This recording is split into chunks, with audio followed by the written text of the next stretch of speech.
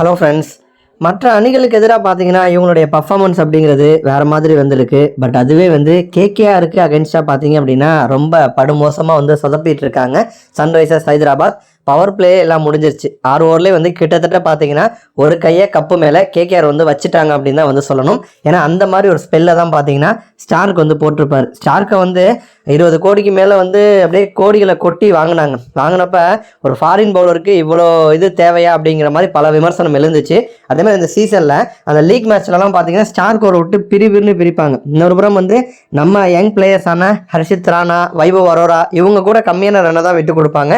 Stark இஷ்டத்துக்கு ரன்னை வாரி வழங்குவார்.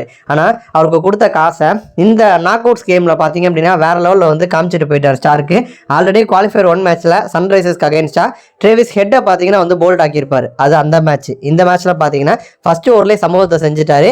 இந்த மாதிரி அபிஷேக் சர்மா போல்ட் எடுத்திருப்பார். அபிஷேக் சர்மா, ட்ரேவிஸ் ஹெட் இவங்க 2 பேரும் நம்பி தான் முக்கால்வாசி எஸ்ஆர்எச் டீம் இருக்கு. கிளாஸன் கடைசியில் அடித்தாலும் இவங்க ஓப்பனிங் நல்லா ஸ்டார்ட் கொடுத்தாதான் அவங்களால ஃப்ரீயாக ஆட முடியும். அப்படி இருக்கிறப்ப 2 ஓப்பனர்ஸும் இந்த முறையும் பார்த்தீங்கன்னா ஒற்றை இலக்கம் தான். அபிஷேக் சர்மா போல்டு டங்குன்னு ஸ்டெம்பு தெரிச்சிருக்கும். இன்னொரு புறம் ட்ரேவிஸ் ஹெட்டை பொறுத்த வரைக்கும் வைபவ் அரோரா ஓவரில் அவரும் டக் அவுட் ஆயிருப்பார். அப்போ 2 பேருமே பார்த்தீங்கன்னா அந்த பவர் பிளே காலி. முதல் ஓவரில் அபிஷேக் சர்மா அவுட்டு, 2வது ஓவரில் ஹெட் அவுட்டு.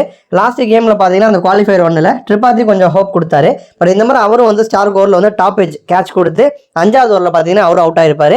கடைசி ஓவர் திரும்ப வைபவ் அரோரா கொடுத்துருப்பாங்க. ஸ்விங் இல்லை. ஸோ ஸ்விங் ஆகாததுனால பார்த்தீங்கன்னா அவர் ஓவரில் 17 ரன் அடிச்சிருப்பாங்க. இதனால அவர் ஓவரில் 17 அடித்தாலுமே 6 ஓவருக்கு 40 தான் அடிச்சிருப்பாங்க. ஸோ அப்போவே அந்த பவர் பிளேலே ஹோப் போயிடுச்சு. எஸ்ஆர்ஹெச் கதை முடிஞ்சது அப்படின்னு திரும்பவும் பார்த்தீங்கன்னா ஸ்டார்க் மிரட்டி எடுத்திருக்காரு. நன்றி.